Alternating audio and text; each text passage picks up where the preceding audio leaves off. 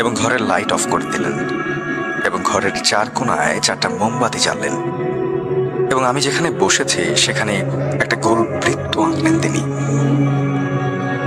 আমার মাথার উপরে হাত রেখে 5 মিনিট কি যেন পড়তে থাকলেন।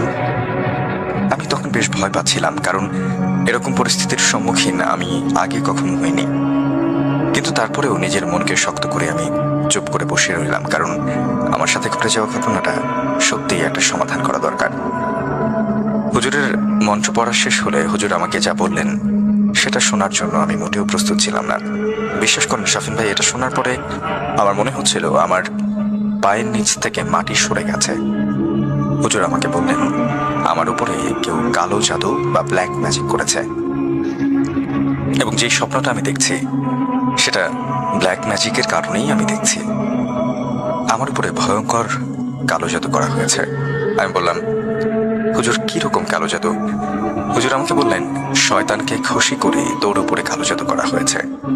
আমি আবারও প্রশ্ন করলাম, হুজুর শয়তানকে খুশি করার মানে বিষয়টা আমি বুঝলাম না। তারপরে হুজুর আমাকে বলল, শয়তানকে খুশি করে শয়তানের নামে একটি নিষ্পাপ শিশুকে বলি দেয়া হয়েছে, আর এই জাদু থেকে রক্ষা পাওয়া খুবই কঠিন। মাথা কাজ করছিল না আমার, আমি কি করব কিছুই বুঝতে পারছিলাম না। আমি তো কোনোদিন কারো ক্ষতি করিনি, আর আমার উপরে কার এত ক্ষোভ থাকতে পারে? কি বলবো কিছু বুঝতে না পেরে আমি হুজুরকে বললাম, হুজুর এই কালো জাদু থেকে রক্ষা পাওয়ার জন্য কি সত্যি কোনো উপায় আপনার জানা নেই?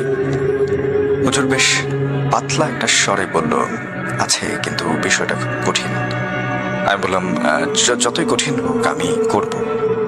হুজুর বলল যে শয়তানকে খুশি করে একটা নিষ্পাপ শিশু বলি দিয়ে তোমার নামে কালো জাদু করা হয়েছে।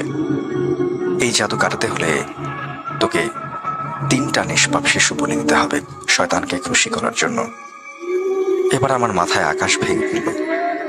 তারপর আমি নিজেকে শক্ত করে আবার হুজুরকে প্রশ্ন করলাম যে হুজুর এটা তো সম্ভব না, এটা কোনোভাবেই সম্ভব না, এছাড়া আর কি কোনো অন্য উপায় নেই?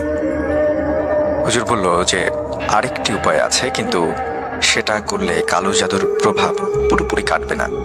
আমি বললাম, কি সেই উপায়? হুজুর বললেন যে উল্টাকরণ জাদু। আমি বেশ আগ্রহের সাথে প্রশ্ন করলাম, উল্টাকরণ জাদুটা আবার কি? হুজুর বললেন যে তোর উপরে জাদু করা হয়েছে, তার জাদুই তার উপরে গিয়ে পড়বে, অর্থাৎ তোর উপরে যে জাদু করেছে তার উপরেই গিয়ে জাদু পড়বে। এইসব কথা বলে হুজুর আমাকে বললেন পরশুদিন তার সাথে দেখা করতে এবং সাথে 5 কেজি মিষ্টি এবং 1 জোড়া মোরগ নিয়ে আসতে হবে, এবং এটাও বলে দিলেন যে দামাদামি না করে বিক্রেতা যা চাইবে তাই দিতে হবে।